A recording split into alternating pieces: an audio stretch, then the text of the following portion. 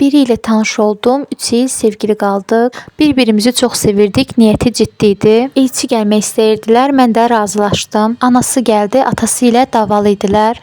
Anası çox yaxşı idi, bacısı isə heç kəslə yola getmirdi. Çay gətirdim, bacısı da heç içməmiş, bu nə çaydır, zəhər kimidir dedi. Mən əhəmiyyət vermədim, atam gidə razılıq verdi. Bir il yarım nişanlı qaldıq, sonra evləndik. Toyda baldızım özünü xəstə roluna saldı. Toyu saxladılar, baldızıma görə dava salındı. Güya bizim qohumumuz ona pis söz deyib, qaynanamı da doldururdu, həmişə ağlayırdım gizli. Sonra yoldaşım da onlara qoşuldu. Başladı mənə əl qaldırmağa. Sonra gördüm ki, yoldaşım ancaq telefona baxır, mənə vaxt ayırmır, evə gec gəlir və kobud davranırdı. Telefonuna gizlicə baxdım. Baldızımın podruqası ilə danışır və o hamilədir. Dava qırğınlarımız oldu, boşandıq. Bir müddətdən sonra qohumumuzla evləndim. 2 ildir ki, evliyik, bir qızım var və xoşbəxtəm.